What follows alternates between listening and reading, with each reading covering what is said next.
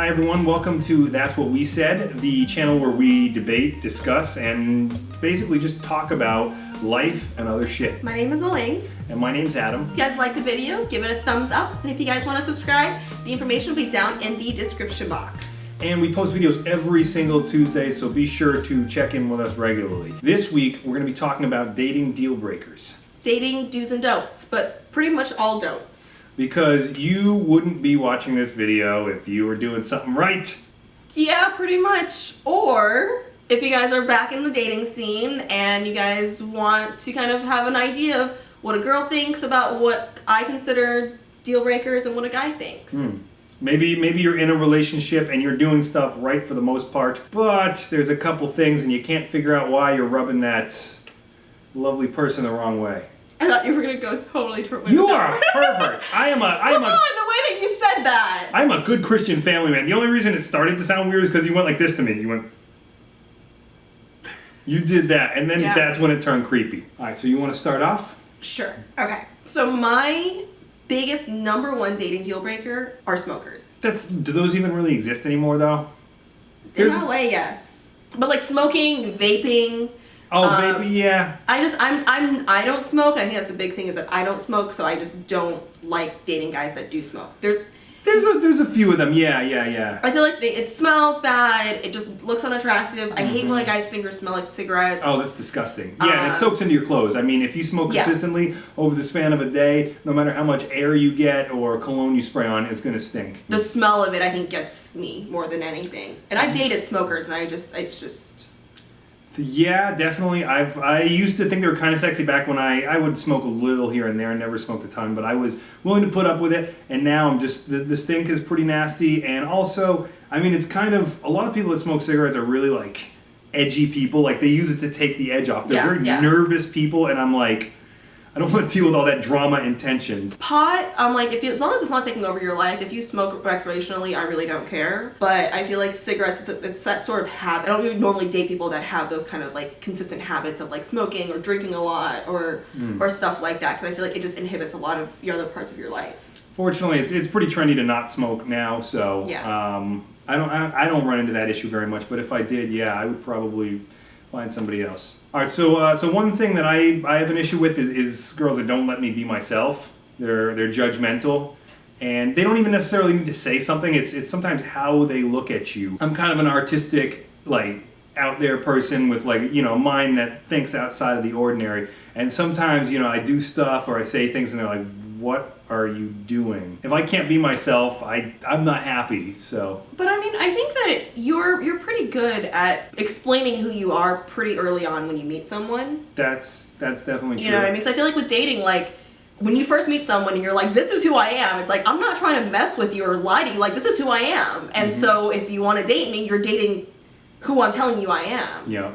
And so I feel like for sometimes when you date someone and they want to change you, it's more or less like they think that you're not being truthful or they like the ideal. Like it's sexy to be like, oh, I'm dating an artist, and then you're like, well, you gotta understand like what it comes with. Yeah, I mean, and some stuff gets revealed over time. It's not like I just spill everything out on the first date and I'm like, that's me, take it or leave it. Sometimes they find stuff out and they're like, oh, I liked that, but I don't like this, and they'll try to shape me and make me the person that they want me to be, and I'm not a big fan of that. I don't think it's a bad thing if you want to change yourself or to better yourself when you're with somebody. That's a great thing, but definitely like someone that wants to change who you are or change a major part of who you are, I think that's when it becomes a problem. So another one of my dating deal breakers are rude people. I grew up in a city that was predominantly service industry. I grew up in Vegas.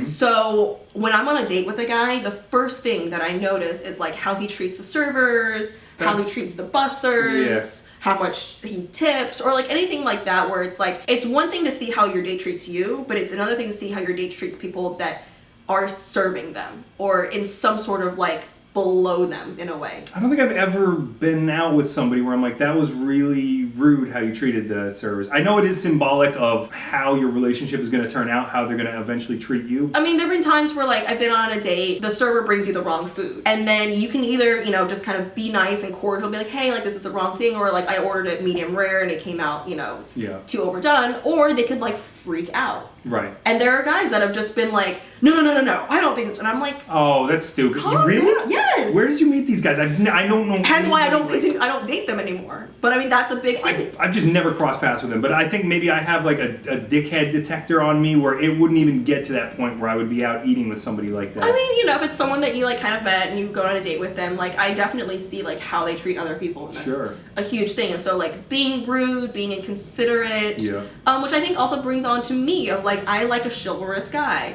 I don't expect you to like pull out my chair and stand when I stand at every single instance. That's a little bit over the top. But I definitely do that chivalry is huge. Yeah, no, I agree. So we're moving on to a new topic. Yeah, we're moving to a new topic. Good. Chivalry. Chivalry is nice. I had somebody that expected a little too much of it. She was comparing me to her ex-boyfriend. That's a huge Oh, okay. I didn't even write that one down. So she would compare me to her ex-boyfriend, who was a much older man, and he had a lot of time to really like become this old weathered gentleman. But she was almost. How old was he? He was like 13 years older than her. She was like 20. He was like in his 30s, maybe a little bit older. So she would almost expect me to like dive ahead of her and like open every single door, to the point where if I'm like 4 feet behind her and I'm walking and she's like, you should have gotten the door, and it's like, no, sometimes I'm just not there, and it's really unnatural for you to stand there like you're Saddam Hussein and you need your servants to open every door for you or they're gonna catch a lashing. No. One of my ex-boyfriends, he had this habit, and like finally I brought it up to him, and he changed,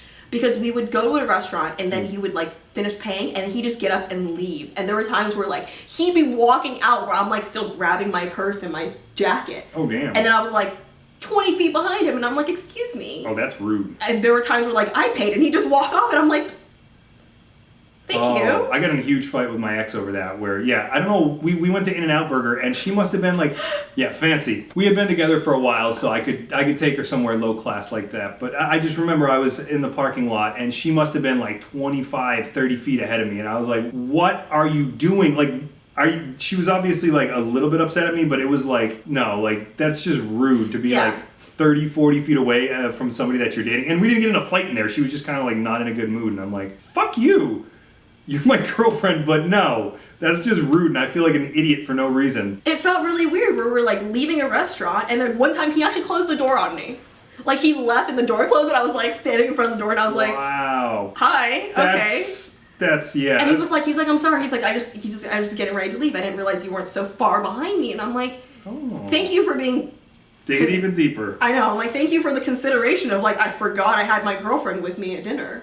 Alright, so that was part 1 of Dating Deal Breakers. Thank you guys so much for watching. If you like what you saw, be sure to hit the like button and also subscribe so you can catch part 2 of Dating Deal Breakers and other videos that we release. Our social media links are down in the description box, so don't forget to follow and like us on Snapchat, Instagram, Twitter, Periscope, all those fun channels, and we will see you guys next Tuesday.